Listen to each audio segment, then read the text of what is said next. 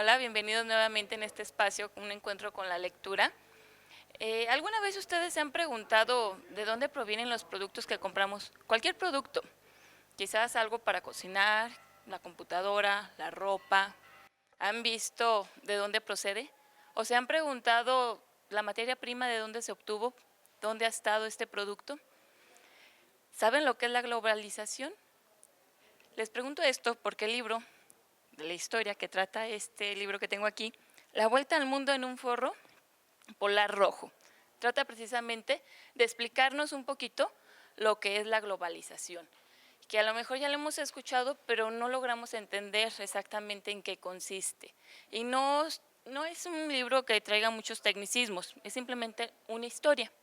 Y comienza precisamente cuando el escritor está tratando de terminar su libro y no encuentra todavía cuál va a ser su personaje principal. Tiene ya la historia, pero está indeciso si va a ser su computador, si va a ser el tostador, un abrigo, cuál va a ser ese artículo que va a ser el personaje principal.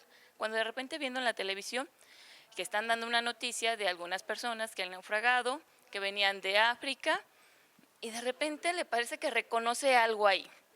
Uno de los que naufragan, que llegan a salvo a tierra, trae un chaleco rojo y él le parece que lo reconoce. Dice, es mi chaleco rojo, aquel que mi novia fue y dio en donación para una causa caritativa.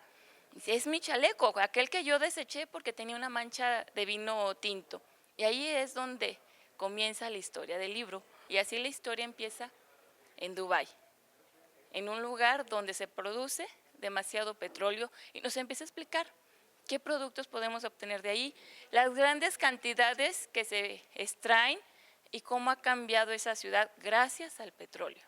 Empezamos a conocer también la vida que se lleva ahí, los personajes que están transportando, a lo que ellos se enfrentan, que también no es nada fácil pasar tanto tiempo en alta mar y estar con este material que puede ser un poco peligroso, y cómo se les critica y cómo se defienden ellos. Llegan a Bangladesh, que es donde se va a tener que procesar, y que es curioso ahí, porque la vida es un país que es muy pequeño y tiene más habitantes que Alemania, a pesar de que es la mitad de pequeño que él, y la situación ahí, cómo viven, también es todavía más desgastante. Nos cuentan cómo tratan de hacer como una huelga, porque trabajan y no ven ningún futuro, todo el tiempo están endeudados, tienen que estar pagando. Entonces organizan una huelga que desafortunadamente no tiene éxito. Hay a quien a uno de los que inician es encarcelado, al día siguiente lo regañan en su trabajo porque no se presentó a trabajar y lo tienen fichado porque estuvo en huelga. Total, producen la fibra textil que ocupan, a pesar de que ahí no se produce algodón.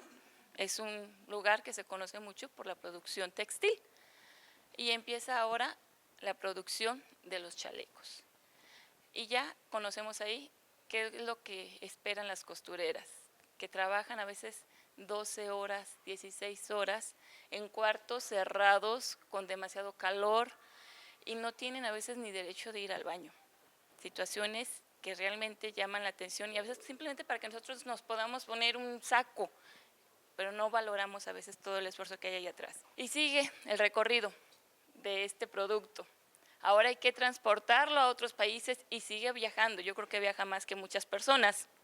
Y al seguir viajando, pasa por España, pasa por Alemania, hasta que llegan a distribuir estos chalecos a las diferentes tiendas. Es decir, ha de ser muy costoso poder producir un chaleco después de tantos lugares donde se visita, pero la globalización es así, y en realidad se produce en diferentes lugares para que sea más económico y tenerlo en forma más accesible al público.